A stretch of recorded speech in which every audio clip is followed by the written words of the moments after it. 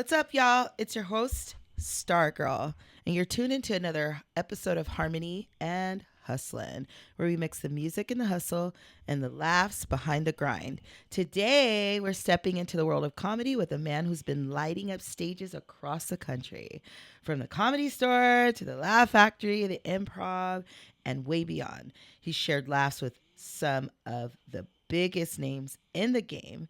And if you've seen him live, you already know that he's got the real, raw, relatable humor. Give it up for Polo Ceniseros, Oh, that was a nice pronunciation. I like a.k.a. Polo Comedy. Thank you. It's amazing to be here. I'm very excited about this. Thank you. Somebody's excited. No, I'm just kidding. Are you excited? I can't tell. I'm just kidding.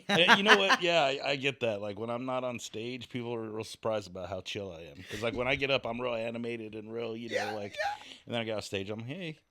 You're like, hey, what's up? It's cool. I'm Michael Jackson. No, I'm just kidding. So let's get into it. Let's start from the top. How did this comedy thing begin for you? Was it something you always knew you wanted to do, or did something like push you into it? So it was kind of weird because I was like a weird little kid. I would watch stand-up comedy, like not even really understanding it because of the adult humor, but I was like addicted to watching it. Yeah. And like I would sneak in a TV room at like 2 a.m. to go watch Tonight at the Improv on cable, or else like HBO's Half Hour, Comedy Hour, stuff like that. And I never had the inkling that I would ever do it. I was just fascinated by it because I was like, this guy doesn't have a band behind him. He doesn't have dancers. He's just him and a microphone, and he's just talking to people, and everyone paid to be there. And I thought that was mind-blowing. And so I never thought I would do it. I was just a real big fan. And eventually, just my friends pushed me. Like, literally, one of my friends signed me up for the open mic. Really? Yeah, and he's like, you got to do it now. I signed you up. And Why? He's like, you're funny. Dude, you've got to do it. This is your moment. yeah, because I'm kind of, like, cynical. Okay. And so, my friends, whenever we talk about anything, I would just start just cracking on whatever. And they're like, dude, you need to go do something with that. How did it feel? Like, how did it feel? Was it a rush? Were you, of course, nervous, but... Yeah, I was excited. It was weird because, like I said, I was a huge fan of comedy, but I never thought I would do it. So I understood a lot about it just from watching it for 30 years or whatever. Yeah. And then, yeah, like the first time I went up, it went really well. My friend who went with me, it went terribly for him. Oh, he went up too, huh? And he went too, yeah. And then the next week I went back, and same thing. I did real well again, and he didn't do well again, and he never went back, and I kept with it. It's funny. The first time I did like an open mic, my friend, he does comedy. He goes by Rick Rome, but he's like, go up there and do it. And I was like, no. But the day I did was at D Piazza's in Long Beach. They have an open mic, and it was a year after my dad died. So I just went up there and just talked. He was like, you reminded me of Richard Pryor, because I just talked about my dad and the funny stories and the crazy cuckoo banana stuff he would do. And it was like, it was more cathartic, like therapy for me almost. And people did laugh. And when I got off the stage, people relate. Like, do you get that a lot when you do comedy, people relating to you? Yeah. Or else, even if they don't necessarily relate, but just, something that I've talked about touches them. Yeah. Like I have a gay cousin, gay uncle, so I do like an 8-minute bit on gay rights. And a lot of times people will come up and, like, it's funny because there'll be people who I know didn't like me, but will still come up and thank me for talking about it. Really? Yeah, like I'll just get that. Because you're touching on that topic of gay rights that everybody wants, nowadays we're all woke and all this stuff, and they want to dance around it. They don't want to really touch on it. I think it's kind of brave that you do that. Yeah, I mean, I just always been kind of like, I'm going to say what I think needs to be said. I'm like that a lot. Like right now I do a lot of material about being brown in America right now, and like what that's like. And, yeah. So I just want to contribute something.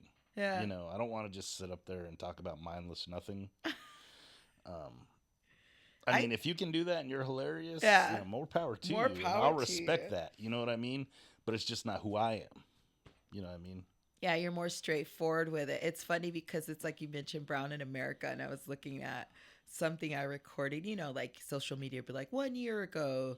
And 1 year ago, I was talking about people voting for Trump. Oh my God, it was so funny because I was like, because I speak Spanish. So I'm like, man, he'd probably deport me. And then, like, fast forward, he's in office, and I'm like, holy, I can't believe I said that. And it's crazy. Like, what's going on in America. And God bless America, though. And we love Donald Trump on this podcast. Don't come for us. Don't be trying to send ICE over here, okay?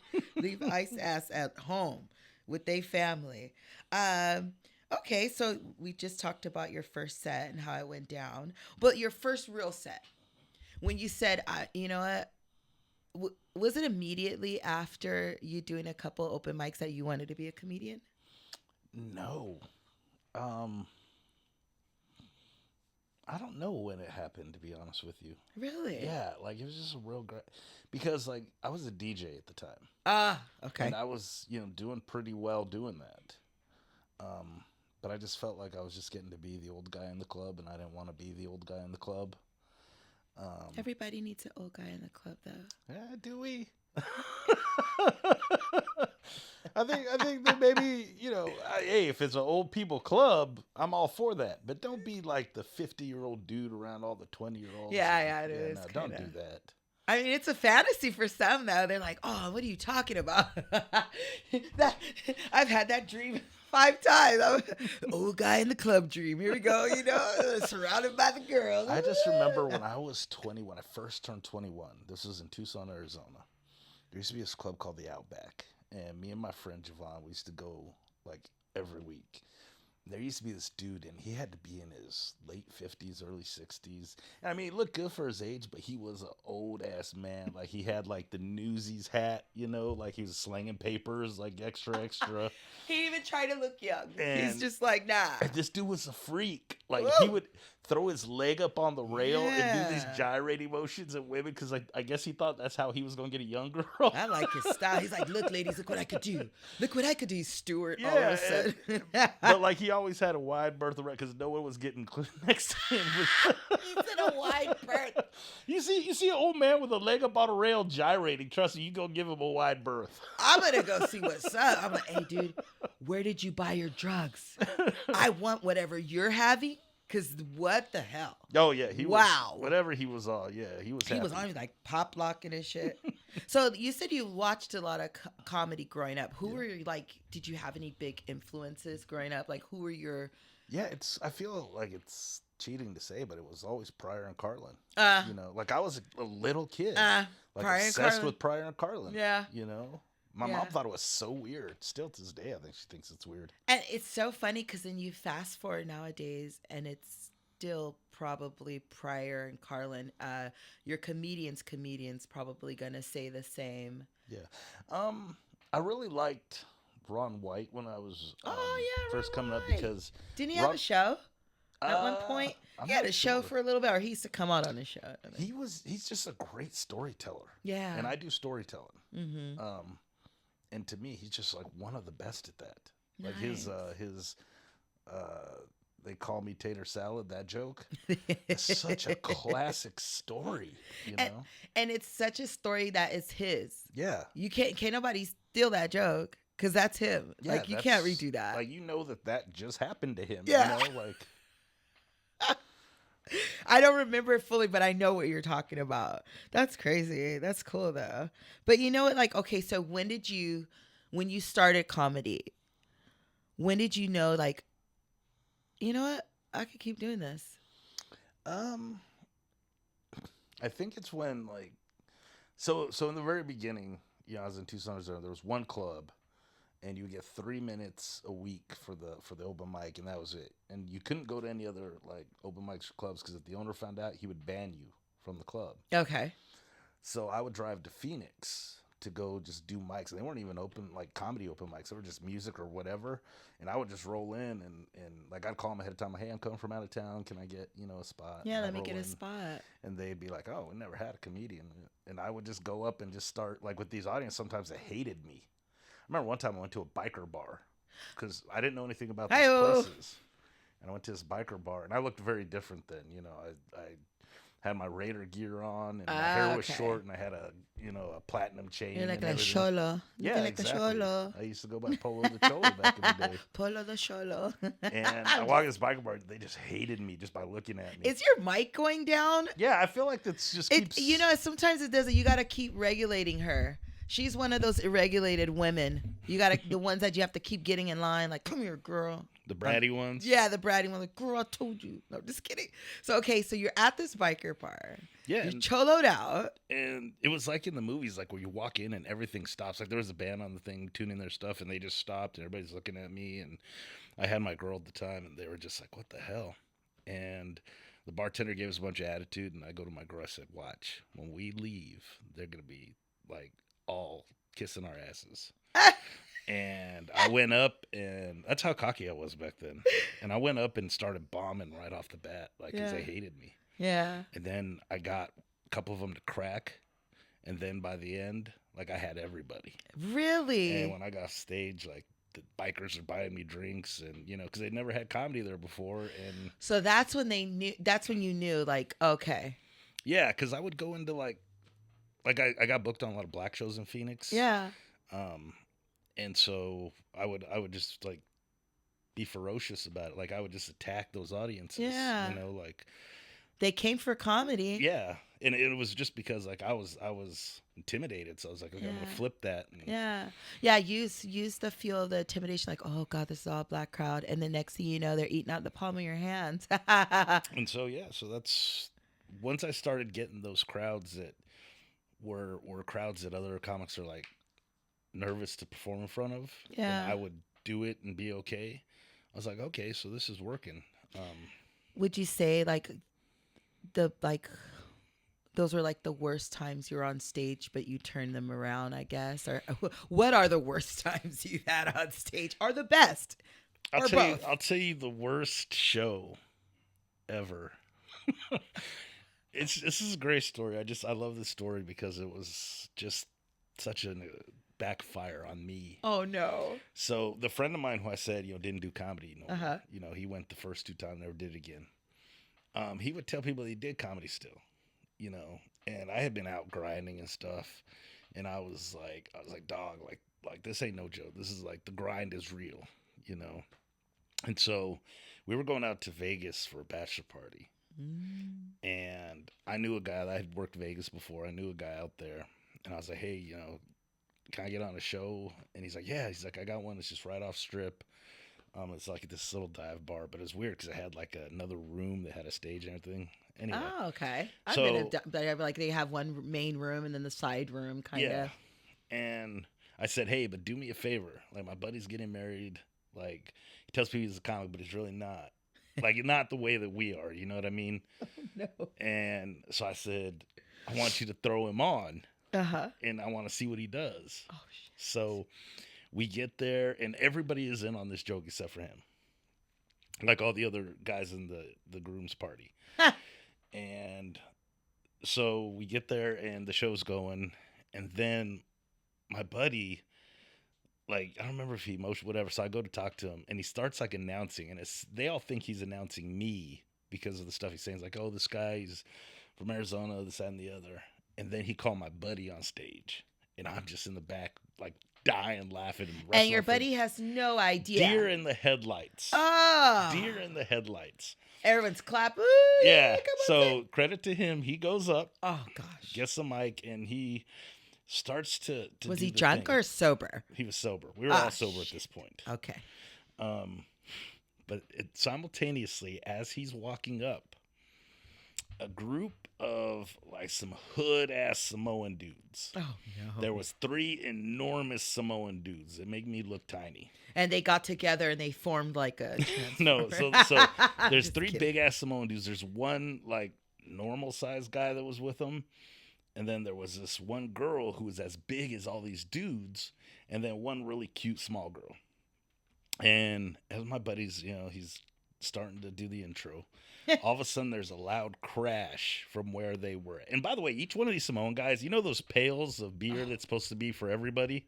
Oh, they were just carrying them? Each one of those guys had one in each hand. Why not? Because that's how big these dudes were. You know what I mean?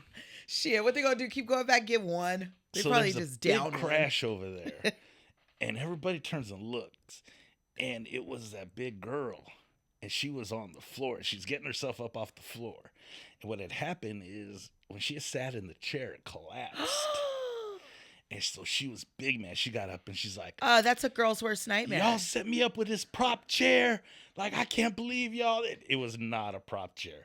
Y'all set me up. Y'all think this is funny? And my buddy's on stage. Her big ass thought that was a prop chair. No, she knew, but she's just trying to. She's 479 pounds. You know that. No, I'm just kidding. So then she's making a scene. So then security is like, they stand up. And then these dudes all stand up. And it becomes very apparent to everyone in the room that security in no way, shape, or form can handle these dudes. Because these dudes are enormous. Your taser ain't going to do nothing. They're going to tickle. The biggest security guy they had is dwarfed by these guys. Oh, God. So it turns into a thing. They're like, there's like some pushing and shoving. No swinging yet. Just pushing and shoving. My buddy just like run to the corner of the stage. He's just sitting there like watching. We're all just like watching, like, what the hell? Everybody in the room leaves. Yeah, hell yeah. And it's just us, this group of Samoans, the security, and I think there was one couple in the back that was just like with the popcorn, like just watching. Oh, I'd have been like low key. I would have left, but if I felt like I was wasn't in harm's way, I'd be with my popcorn. So everybody leaves, right? And they get it all settled down. And then these dudes go sit down like they're still expecting this comedy show to happen. So my buddy, as soon as everything is settled down, he goes, "Okay, thank you, good night." And he dips out. Wait, not the thank you, good night. He was a bit traumatized probably by then. Well, like he never even spit a joke. Like, he started talking, this all went down. He saw his opportunity, he got out. Yeah, I'm getting that. But this is where it backfired. So then they call me on stage. Wait, time out. Call the ref. So wait. Okay, they call you on stage. Okay. So this fight has just gone down. The entire audience is left except for these angry Samoans. And my friends who are now on the way back just dying laughing because I'm the one who's got to deal with this. And I did the entire set. I'm like sweating, everything. Did not get them to crack until the very last joke. What was the last joke that got them to crack? About the chair, the homegirl on the chair? No, I'm just kidding. I don't remember because it's like when I first started. But oh, that's hilarious though. They waited to the last. I think I used to have a joke about like evolution of penis size. Oh. Like why different races had different penis size. Oh my God. And that's the one that got them. And they decided at the end of the penises. Yeah, as soon as I got that big laugh from him, I did the same thing. All right, thank you. Good night. Good night. Watch out for these chairs. Yeah, so they suck. That was a rough show, but it's a great story. I love that story because in retrospect, it was so much fun. Yeah, in retrospect, nobody got stabbed. The chair died only, so that's good.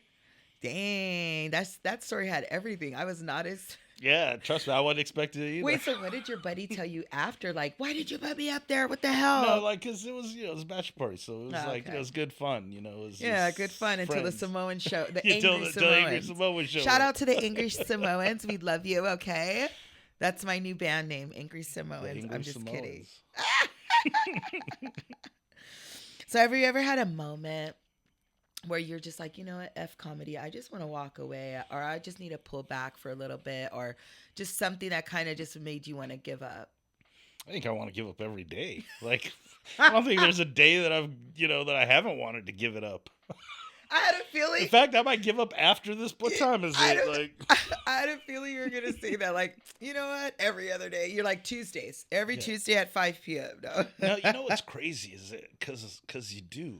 I mean, when you think about what this game is, it's constant rejection, constant judgment, Like, you're going out to this audience, you don't know what the hell these people are like. You don't know what they dig. You don't know anything about them. And you're just having a one-sided conversation, and you're expecting them to laugh. Yeah, you're like, and nowadays you're like, did they come to laugh? Because I've sat in, comedy shows, many of them, and I'm like, did these people come to laugh? Because you'll see people like this.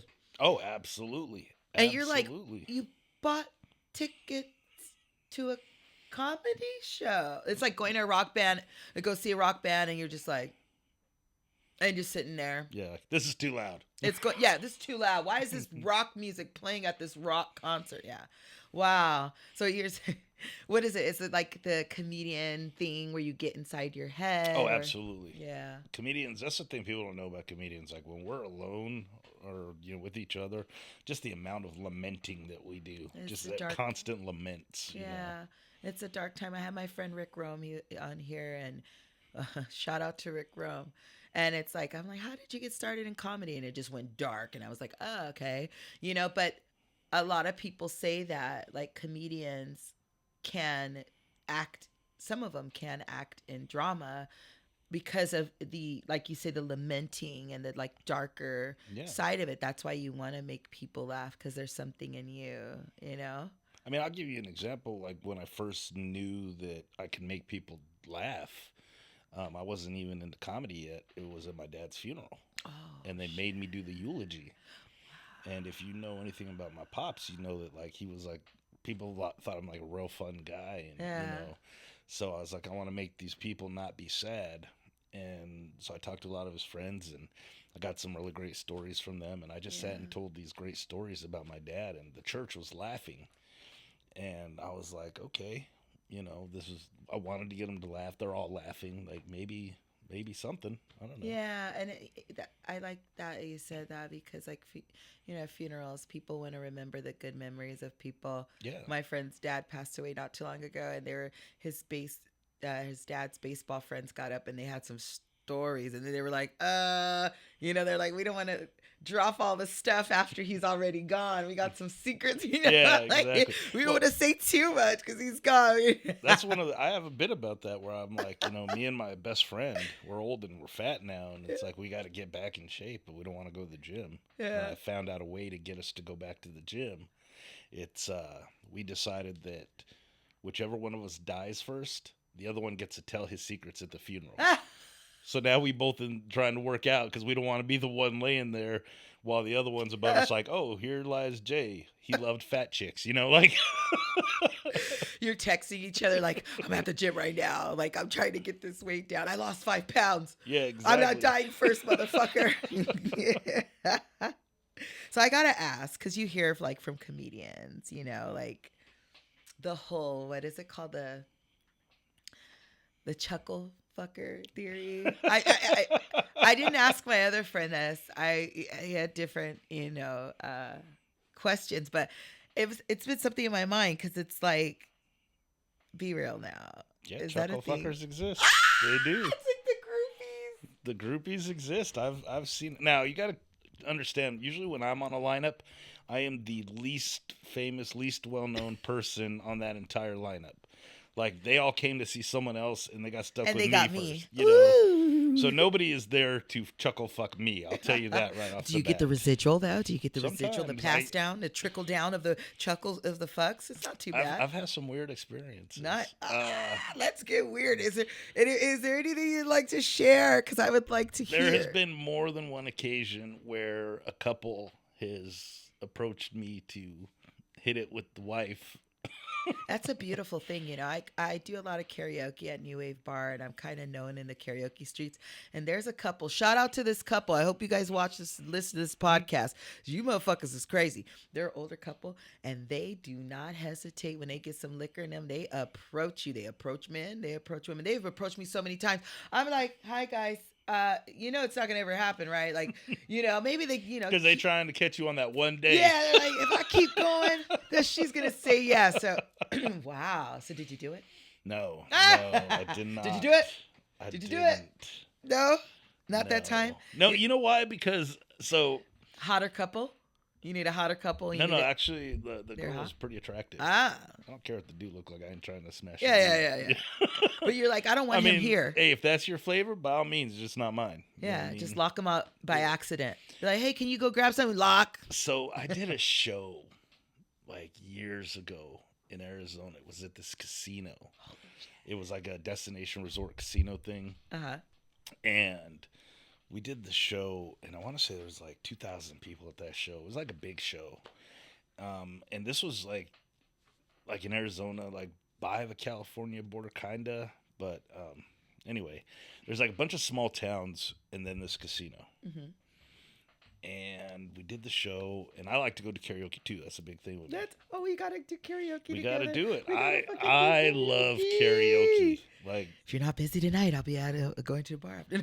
Here's the thing: no matter what, you'll be entertained. If they're terrible, that's hilarious, and if they're awesome, it's awe-inspiring. You know what I mean? Like, you'll always be entertained. So I love karaoke. Oh gosh, I have a friend. Rest in peace. She's passed away just recently. Her boyfriend was the best at one point, because that guy would get up there and be like, yeah, okay, so and so is gonna do this song by so and so, and he'd go up there and he'd be like, dirty deeds. And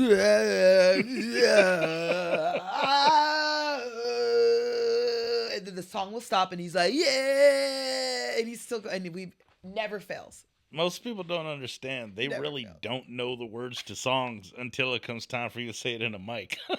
But he would just literally like start off good, and then just that alcohol would kick in, and he would just be like, and I'd be like, oh my God, here he is. And then after a while, you get used to it though. Don't worry, your hair's fine. You're fine. My head. I don't like having my headphones on top of my head. Like when I used to DJ, I used to put them like back like this. Like, dun, dun. No, I'm just kidding. So any other encounters? Well, like so I was in this place at this casino, and we'd done the show, and I wanted to go to do karaoke after, and they had a place there, and I went down, and as I was going, this group of people who had been at the show are leaving. Yeah. And they're like, oh, we saw you at the show, whatever. I was like, oh, thanks. And they're like, what are you doing? I was like, oh, I thought they were going to do karaoke at this bar, so I was just going to go hang out here. And they're like, no, they're closing. They kicked us out. We were the last ones there. They're like, but we're going to go to the spot down the road. Okay. It's a little dive bar. And I'm like, I'm already in. This sounds exactly. Dive bar doing karaoke. Best. So it was a group of people. So I'm like, all right, I'll be all right. So we roll, and we go out to the parking lot, and everybody disperses. And they're like, you're going to ride with them. And it was this couple, and they had a minivan. And I was like, oh, I'll be safe. It's a minivan. You open it up, there was a car seat in it. And you're like, oh, you're going to be safe with the minivan, people with a car seat. I watch a lot of murder shows. I beg to differ. No, I'm just kidding. We go to this bar, and it was amazing. Everyone there had been at the show. Oh, and so you're like, hey. Yeah, so like I'm getting drinks bought for me. Like everybody, sweet. Redheaded Sluts was the big shot. And everybody was buying me Redheaded Sluts. I remember that. You gotta have a redheaded slut. And so I wanted to this episode sponsored by Redheaded Slut. And I wanted to smoke a blunt, so I went out. Like I was like, "Yo, does anybody have any weed?" This was still when it was illegal in Arizona. Okay. And they're like, "Yeah, there's this dude in the back, and you go see him, and he'll." And I'm like, "This sounds super shady, but fuck it, I want to smoke this blunt." So I go see this dude. And he's like, yeah, man, he was at the show, and he's like, yeah, we're definitely going to smoke. And by the way, check this out. These girls just all of a sudden just pulled their titties out. And I was like, this is my favorite bar I've ever been to in my entire life. How many girls? 2. Oh. And so that's 4 boobies. Yeah, 4 titties. Just 4 boobies. 4 titties and some weed and some free shots just like within the first 5-10 minutes I'm there. Boobies make everyone feel good and welcome and comforted. Yeah. So I'm like, this is going to be the most amazing night ever. I proceed to get blasted. Because, like I said, everybody's buying me shots. I'm smoking this weed. I got blasted. We're getting towards the end of the night. Oh, gosh. And I had gone to talk to the couple that brought me a couple times. Because, like, I'm, like, wandering around. Like, when I start drinking, I start flying all over the place. You're having a good time. So I noticed there was some tension. And I was like... Between the couple or between you and that's the thing. I just noticed there was tension. And I was like, are they mad because I've been hanging out with, like, everybody and not just them because they brought me? Yeah. I don't know what the deal is. So last call, they kick us all out. And everybody keeps talking about, like, this after party. Like, yo, there's an after party, going to the after party. And I'm like, yeah, we're going to the after party, man. So everyone's leaving. And the girl that was in the couple that brought me, she left with another dude. And yeah. Were they really a couple? Yeah, they were Oh really yeah, they're a couple with the minivan and the car seat. In the car seat. Ooh. And she up and leaves with another dude. So what did... And so I'm like, wow. Like, and again, I'm blasted. So I'm like, this shit is wild, but, you know, after party. So you're like, are we still going to after party? And so, yeah, so the dude's like, we're definitely going now, because now he wants to, and you're like, where's the girls with the titties? He's Rick James now all of a sudden. We go to the after party. It's just like high school. It was like a bonfire in the middle of the desert. Wasn't even in nobody's house. It was just a bonfire in the middle of the desert. No booze. No pot. Unless you brought it yourself. Nothing. Like, it was just so terrible. That's why and then she shows up with that other dude. They have a fight. She takes off. And I'm like, and this is like probably 3-something in the morning at this point. Okay. And I'm like, okay, well, I guess we should be taking me back to the hotel, because, you know, I got another gig tomorrow. So I got to sleep and then go. Oh boy proceeds to drive me around this town that, by the way, I don't even know what the town is that we're in. And this was like right before smartphones. So it's like, I couldn't even, like, there was no GPS on my phone to check to see where I was. Oh no. And like, this dude proceeds to drive me around while he tries to stalk his girl. Oh yeah. Oh gosh. And it gets to a point where he parks in a house that has a for sale sign that's obviously empty. He parks in a driveway, and he's just like staring down the thing, because I'm guessing that's where old boy lives. And so he's checking to see if she's there, and I'm just like, yo, bro, like, take me to the hotel, but like, I can't escape because I don't even know where I'm at. Yeah.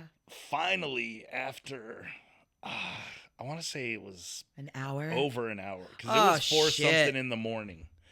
When I was like, finally, like, stop being real cool, I was like, yo, get me back to the hotel right now. You know, like, dude starts taking me back, realizes what all has happened, like, and how crazy it must look to me.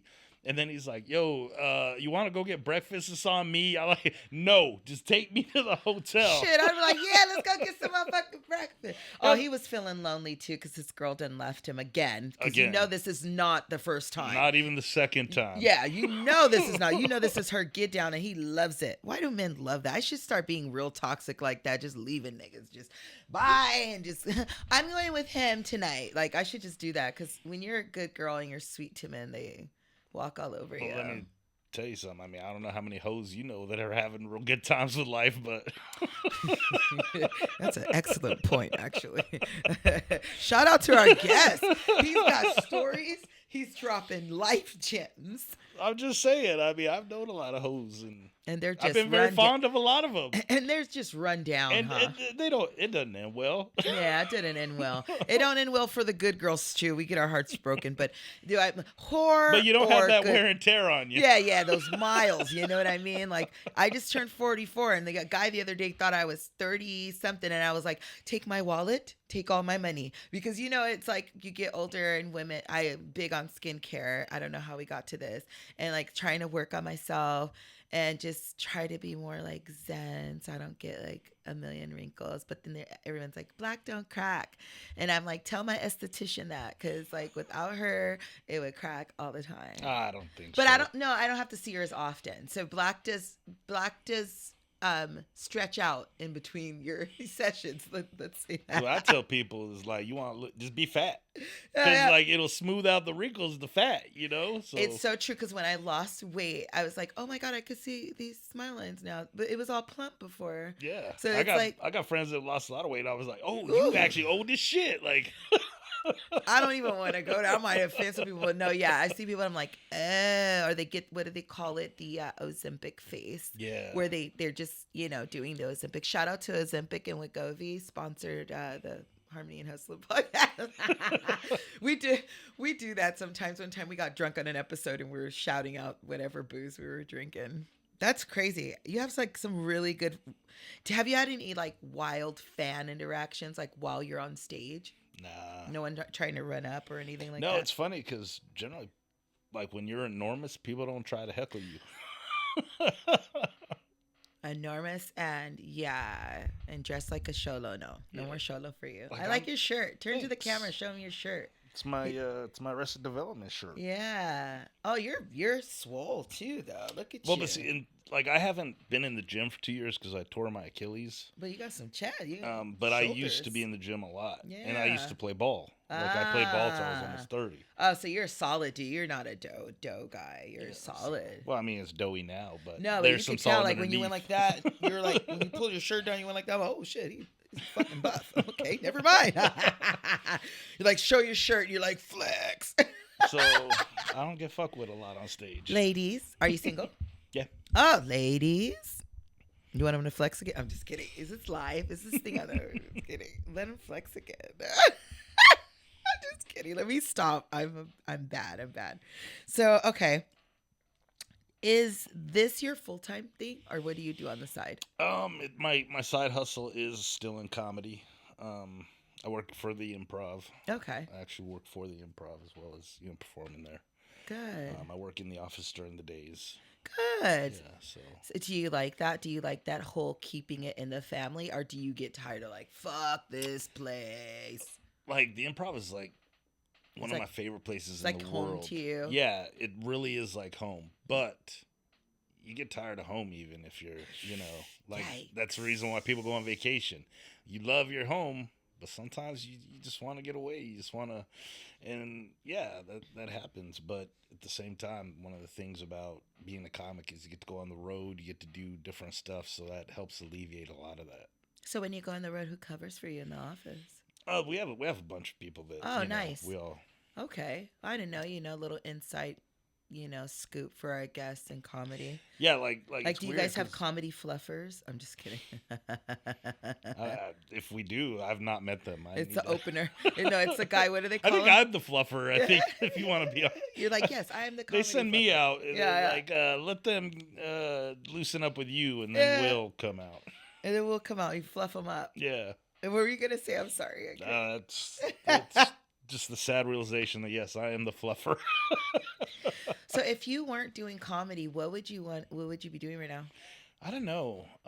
My best friend is convinced that I'd be coaching football. But Oh, I don't could know. see you totally as a football coach or Yeah. playing one on TV or something. yeah, I mean, I Do you do played any ball for a acting long time. outside of your comedy? I have. I just done some background stuff. I've gotten cut like out of everything that was supposed to be fun. Yeah. And something. I've gotten cut out of all of it. Don't you just love that? I used to do stuff back in the day and then I just gave up. I was like, oh, they paid me, but I didn't. I'm like, there I am. Yeah, no, it's that's like not me. I remember we shot like a 12-hour day. Ugh. Like went into overtime and everything and shot this 12-hour day with multiple scenes and all this stuff and like I got selected to do this one thing and it was like I was so excited because I was going to be on camera. It was going to be like a big deal. And Yeah.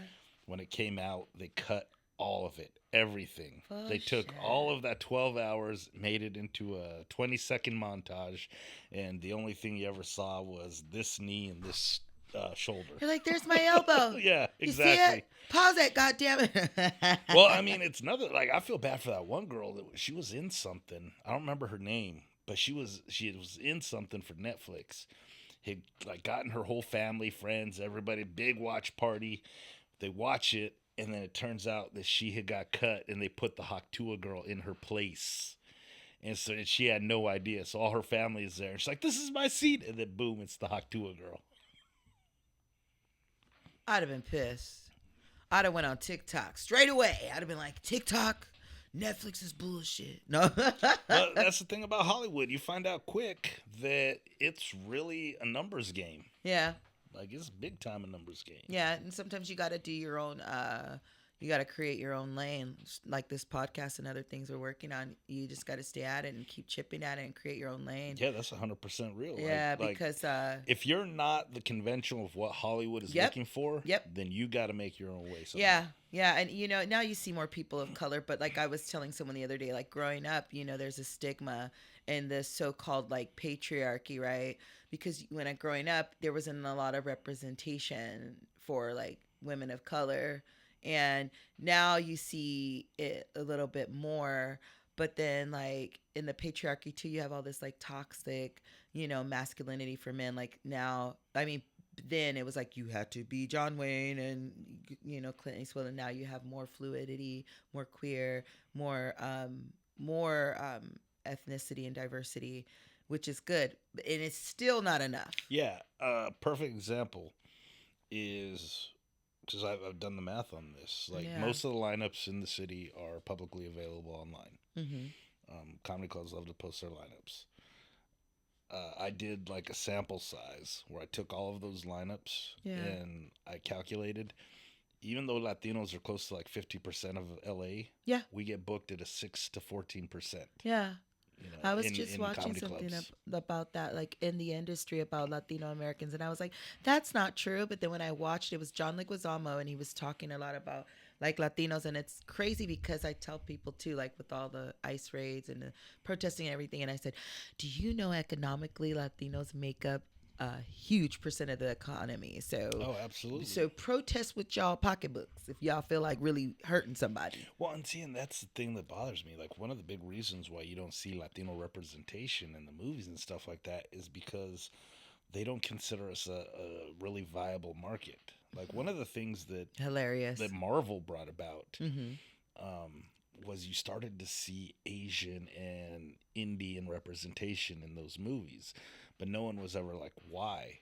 Well, what are the two biggest markets outside of the U.S.? China and India. Yeah, that's true. And so they get representation because Marvel made it to where they don't care about domestic anymore. Now it's worldwide. Yeah, they do. And China is a huge influence. Yeah. I read that somewhere that China wants to see more white people. You could quote me on it. Look it up. Google it. But I did see Blue Beetle. I took my kids. My kids are mixed. So I had to, like y'all, y'all have Latino, y'all got to know y'all roots. You know what I'm saying? And we went to go see Blue Beetle, and they were so inspired. Oh, that was such a good movie. I thought that might have been like one of the best DC It was movies. Really well, because I was like, I'm going to talk shit if this movie ain't done right and y'all trying to clown people now. Mm-hmm. But, yeah, we loved it. We were in the front, and usually my kids are, my daughter especially, like bugging me for something. And I'm like, dude, calm down. But they loved it. And I was very happy and pleased with the movie. So shout out to Blue Beetle. And I'm trying to get my friend on this show. I knew him for a long time. He's a young Latino actor, and he's coming up. He's done quite a few things. He's worked, I think, with Eva Longoria. He's worked with George Lopez. And I'm really proud of him because he's like Puerto Rican and Mexican, but he has this look like, is he Hawaiian? Is he, what well, that's the thing about me. A lot of people don't know what the hell I am. Yeah. They look at you like, what do you get when people look at you? I've gotten Indian Samoan. Samoan, I could say. Yeah, I've gotten like some kind of Middle Eastern. Like, really what it is whatever brown people I'm closest to, people think that I'm that. So if like I'm in a 7-Eleven and this happened to me, like, people will think that I'm Indian. And like I've even had the dude behind the counter start speaking Hindi at me, and then my homegirl who was Indian, because he saw her, knew she was Indian, looked at me, thought maybe, like probably because they're hanging out, so he started speaking Hindi to me, and she had to be like, no, he's not. He's not one of us. He's not one of us. We're trying. We're working on it. But yeah, like whatever kind of brown I'm around, that's what they think I am. Whatever kind of brown I'm around. Yeah, that is a bit. Right there. Whatever kind of brown I'm around, I just assimilate. You put on the hat. No, I'm just kidding. So what's the biggest like venue or gig you've accomplished? Because you've accomplished a lot, but what's the biggest one that like sticks out to you? Or what's your dream? If you don't have that, like what's your dream venue or collaboration? Like I've done like casinos, like where it's 5,000 people. Shit. Like. But that's always been with some. It's not for me. It's like I'm always opening for somebody or something like that. Yeah, but you're there. You were chose to open, You're booked for it. I think I would love to play like the Hollywood Bowl. I think. Ooh, that's lofty. I like it. I like lofty goals. You know, just like some part of some, like maybe like one of the Netflix's joke festivals or something. Like, And do like an hour special of just you. All these other bozos, don't get me wrong, there's some good ones, but some of these bozos don't deserve an hour special. Then do a hour special of you at the bowl. I told on you, Netflix. Like, a lot of this is a numbers game. Like the numbers. A lot of what you're seeing now are a lot of people who have big social media following, but they're not comedians really. And so they're trying to force these people into that role. That's true. That's true. No, that's true. And some of them hack and some of them are hacks, right? Yeah. But I think like I love manifestation because it's like opportunity and like drive meets luck and preparation, right? And things have happened in my life in that way. And I'm sure you could probably attest to that too. So you never know. You'll be at the Hollywood Bowl. I hope, shaking your ass. If you get on the Hollywood Bowl, you better twerk for like 30 seconds. I probably won't do that, to be honest with you. Like, pop lock for 30 seconds. Like, you got to come out, jam on it. Dun, dun, dun, dancing was in my 20s. Now my knees are just trash, and I ain't bending over twerk, nah, because I ain't getting back up. If I go down, I'm staying there. Ain't nobody gonna pick me up either. That's the thing about being a big fat dude. Like, that's why, like, when you see me drink, I don't never get pass out drunk. Cause what are you gonna do? Like, you stay there. That's it. So what else would you want to manifest other than the bowl? Or is the bowl like the highest thing? Honestly, like, this is gonna sound weird. I love it. I would much rather be anonymous but get paid a lot of money. Oh. Like if like any studios want me to ghostwrite something, by all means, I'll do it. Like, just give me a big fat check. Sick. I don't care about You're like, fame. I don't want the fame and notoriety, but I like the money that comes with it. I want the money. Yeah, like, because I've had famous friends. Yeah. And I see you on Instagram. You have pictures of everybody. everybody. But like, the thing that people don't talk about is, like, I've been with famous friends of mine, and they're on the road, and they happen to come to town that I was in, and we were hanging out, we're having lunch, whatever, and they can't have lunch because people are coming up to them the whole time. Let me get an autograph. Can I get a picture? You know, like, I don't want to live like that. I don't want to go to the supermarket and not be able to go to the supermarket, you know? Name drop. Can you name drop one? Who you had lunch with? I don't You're like, that's so drop. Cringy, huh? I was out with Eddie Murphy. You know what I'll do a lot? Like people... because they're just people, essentially. Yeah, like they really are. Like, that's what I hate about going back home sometimes. Like, when I go back to Arizona and I go back to my old places where I used to hang out, it's like they'll be like, oh, how you been? I'm like, oh, cool. You know, I was doing this thing the other day with this person, and, you know, and I'm just trying to talk about just my life. What you're doing, yeah. And they're like, oh, you just name dropping and doing all this. So it's like, so I don't really like to. It is what it is. You know what business. Check my Instagram at Polo Comedy. You'll see. Oh yeah, we're gonna plug your Instagram, and if you have any dates or anything, we're gonna take care of that. That's part of the house business. But no, I get what you're saying. You're like, I'm not trying to brag. You just asked me a question. I'm answering it, and I just happen to be with these people. Yeah. Sorry, not sorry. Yeah, like, so I had a birthday this last year, and it was like they did a thing. It's in February, so I'll say. And they did a thing at the Improv for me in the, like, there's an upstairs area, like, where just comics are allowed. And so they did a little thing for me up there, and there's a super famous celebrity that was there, and I have a video of them singing me happy birthday. What is the celebrity? I'm not gonna drop it. Why not? It's a podcast. If you drop it, I'll drop it like it's hot right here. I'm just kidding.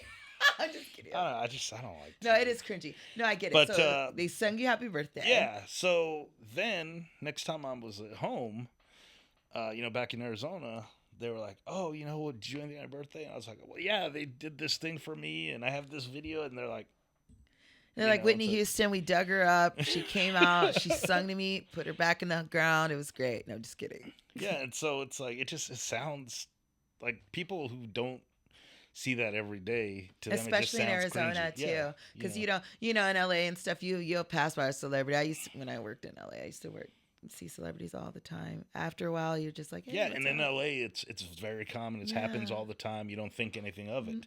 But then when you go back home and you tell them, like, this is what I was doing yesterday, they're like, oh, So, like, relax, guys. Just relax. Yeah, it's not like how you think.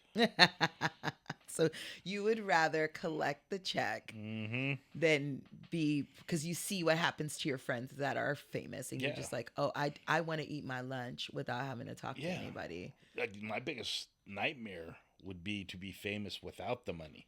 Oh, because there are people who are famous that have no money. Oh yeah. Think about TLC. Oh, broke as shit. Yeah. But yet still got to deal with the fame bullshit. Yeah. Like, oh hell, no, that's my worst nightmare. Oh, that is a nightmare, actually. I'd be like, ugh, that's terrible.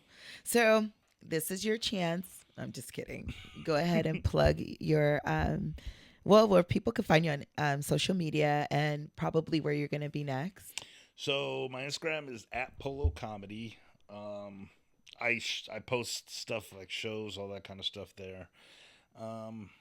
Coming up, I'm at the Improv this week sometime. I'm not sure when. Okay. I believe it's But that's this where people weekend. could catch you mostly? Yeah, mostly at the Improv. You can always, like, if you're interested and you're in LA, you can hit me up and I'll let you know where I'm going to be at. I do a lot of stuff in the Valley with a friend of mine.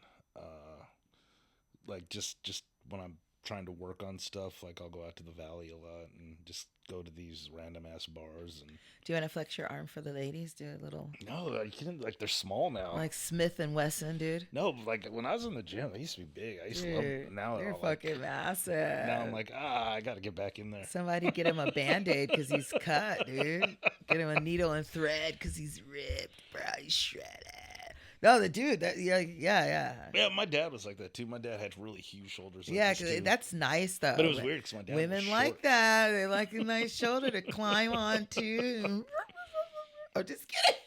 All right, well, let's get out of here. So find him at Polo Comedy, and yeah, check him out, man. It's gonna be great. But hey, this was freaking dope. Thank I you. had so much fun. Thank you for having me. Thank you. Thank you for sharing these fucking stories. Oh, absolutely. Trust me. We can do this again in a while. I got more. Yes, I'll have to be, because this is cool. I know you got more. And I know they're wild too. The titties, all of the things. But everybody make sure you follow at Polo Comedy and catch him live whenever he's hitting the mic next. Because trust me, you don't want to miss it. So thank you. Thank you. Yes. And thank you for another episode of Harmony&Hu tlin. We love you. Keep the harmony in your soul and the hustle in your heart. Let's go do karaoke now. Yeah, let's go do karaoke. Woo!